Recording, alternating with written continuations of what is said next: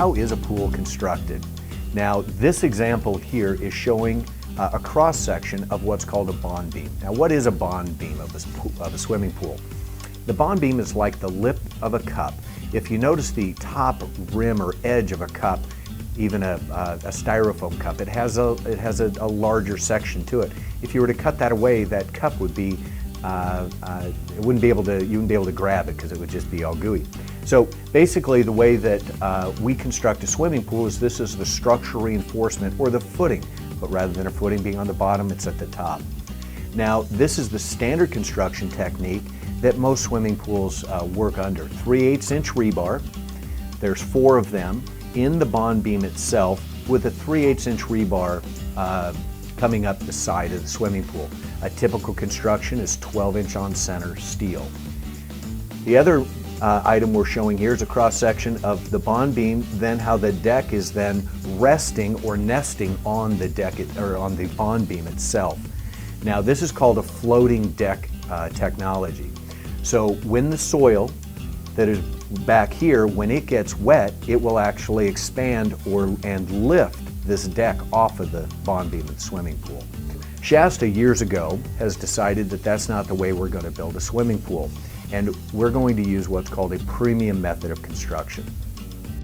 So here's the Shasta difference. The way that Shasta builds our swimming pool is with that same concept of the bond beam. However, rather than 3/8 inch rebar, we use 1/2 inch rebar in the bond beam itself with the 3/8 inch rebar, 12-inch on center, 6-inch on center in any stress and cove areas. But we also take it a step further than just the bond beam. We also take, and this rebar, every 4 feet is raised up out of the ground, and it's called a sky bar.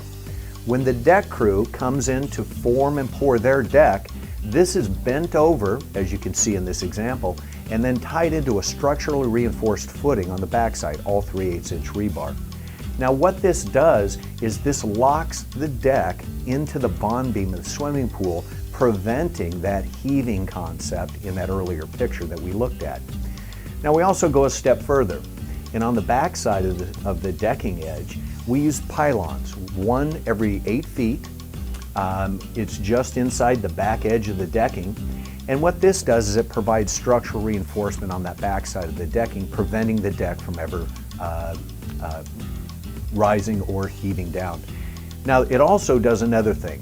As we talked about that expansive soil, when we are in expansive soil areas, and we'll use as an example a moderate, we would do a turn down or a footing in the backside even further in this example.